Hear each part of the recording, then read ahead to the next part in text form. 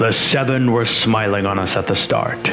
We had the sun by day and the moon by night, and as sweet a wind as man or maid could hope for.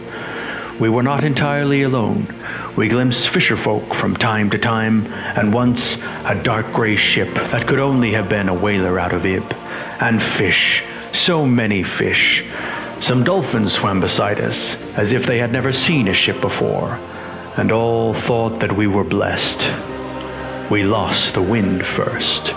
For almost a fortnight, there was not so much as a breeze, and the ships moved only so far as we could tow them. It was discovered that a dozen casks of meat on Autumn Moon were crawling with maggots. A small enough thing by itself, but an ill omen.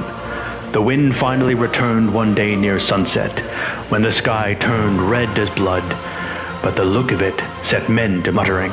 I told them it boded well for us, but I lied.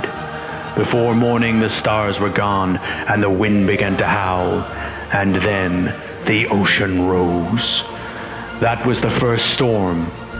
Another followed 2 days later, and then a third, each worse than the one before.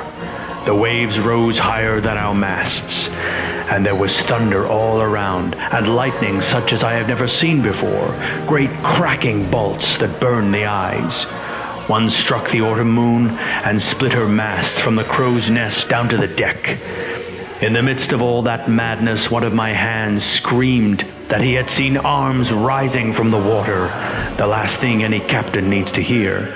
We had lost all sight of Sunchaser by then. All that remained was my lady and the moon. The sea was washing over our decks with every rise and fall, and men were being swept over the side, clinging uselessly to lines. I saw the Autumn Moon founder with my own eyes. One moment she was there, broken and burning, but there. Then a wave rose up and swallowed her, and I blinked, and she was gone, quick as that.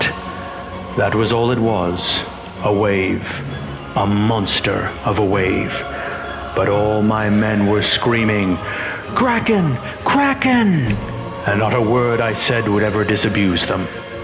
I never know how we survived that night, but we did. The next morning the sea was calm again. The sun was shining, and the water so blue and innocent, man might never knew that under it my brother floated, dead with all his men. Lady Meredith was in sad shape, sails torn, masts splintered, 9 men amongst the missing. We said prayers for the lost, and set about making what repairs we could.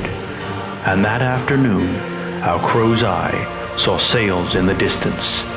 It was Sunchaser, come back to find us.